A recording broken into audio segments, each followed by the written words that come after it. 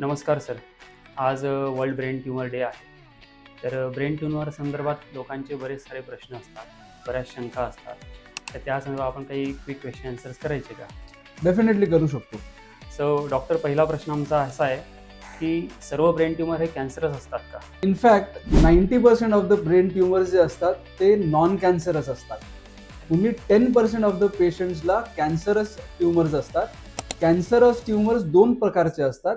एक असतात जे प्रायमरी ब्रेन कॅन्सर्स असतात आणि दुसरा प्रकार असतो की जे बॉडीतले दुसऱ्या अवयवांचे कॅन्सर असतात जे ब्रेनमध्ये पसरलेले असतात. त्याला आपण मेटास्टॅटिक ब्रेन कॅन्सर्स म्हणतो. मोबाईल फोनमुळे ब्रेन ट्यूमर होऊ शकतो का?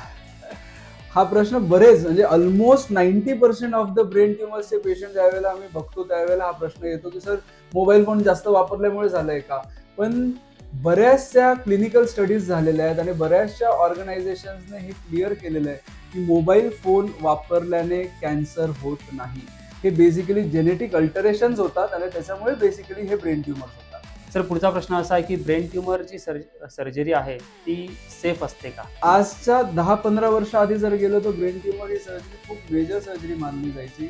खूप कॉम्प्लिकेशन्स होते कारण सर्जन बरोबर टेक्नॉलॉजी तेवढी ॲडव्हान्स नव्हती. आजच्या मोमेंटला न्यूरो नॅव्हिगेशन झाला, अवेक क्रेनॅटॉमी झाली, न्यूरो मॉनिटरिंग झालं. ह्या सगळ्या गोष्टींचा वापर करून ब्रेन ट्युमर सर्जरी ही बरीचशी सेफ झालेली आहे. इनफॅक्ट सकाळी ऑपरेट केलेला पेशंट संध्याकाळी उठून चालायला लागतो आणि 3 दिवसाच्या आत घरी जातो. एवढी ही सेफ झालेली आहे. आता ब्रेन ट्युमर सर्जरीमध्ये एक गोष्ट समजून घेणं गरजेचं आहे की कॉम्प्लिकेशन रेट जो आहे किंवा रिकव्हरी जी आहे ती डिपेंडंट असते की लोकेशन ऑफ ट्युमर कसं आहे, प्रेझेंटेशन कसं आहे. त्या गोष्टींवर बरेचसे ब्रेन ट्युमर सर्जरीची सेफ्टी डिपेंडंट असते. Okay, fine sir. बेसिकली टेक्नॉलॉजीच्या ॲडव्हान्समेंटमुळे आज ब्रेन ट्यूमर सर्जरी बऱ्यापैकी ही सेफ झाली आहे डेफिनेटली कम्पेअर टू आधीपेक्षा. इनफॅक्ट ब्रेन ट्युमर ही सर्जरी अशाच ठिकाणी केली गेली पाहिजे जिकडे सगळ्या सुविधा उपलब्ध आहेत. सर्जरी करायला कोणत्याही सेटअपला आपण सर्जरी करू शकतो, तो काही प्रॉब्लेम नाही. पण टेक्नॉलॉजिकल ॲडव्हान्समेंट जर असतील तर अशा सेंटर्सला आणि जिथं रेग्युलर ह्या सर्जरीज होतात अशा सेंटर्सला जर ह्या सर्जरीज झाल्या तर सक्सेस रेट डेफिनेटली बेटर असतो. त्याच्याबद्दल मला वाद नाही. तर सक्सेस रेटबद्दलच पुढचा प्रश्न आहे की ब्रेन ट्यूमर सर्जरी झाल्यानंतर त्यामध्ये सर्वायवल चान्सेस किती % असतात?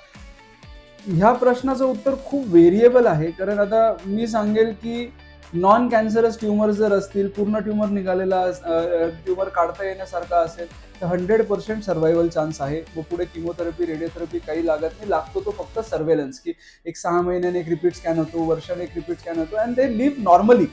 पण मात्र जर ब्रेन कॅन्सरस गाठ असेल, खूप मोठी गाठ असेल, एलिक्वेंट एरियामध्ये असेल तर अशा सिच्युएशन्समध्ये डेफिसिट काही राहू शकतात किंवा मग त्याला पुढे किमोथेरपी, रेडिओथेरपी लागू शकते. सो हा प्रश्न इट इज नॉट लाईक की वन शू फिट्स ऑल. तर प्रत्येक ट्युमरचा टाईपवर बेसिकली डिपेंडंट असणार आहे की कसं त्याचं सर्व्हायवल रेट राहणार आहे.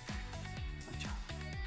आणि सर, ब्रेन ट्यूमर सर्जरी झाल्यानंतर साधारणतः पेशंटला रिकव्हरीला किती वेळ लागतो?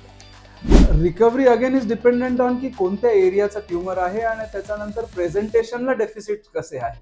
आता फॉर एक्झाम्पल आम्ही जस्ट आता 3 दिवसाआधी एक ट्युमर ऑपरेट केला.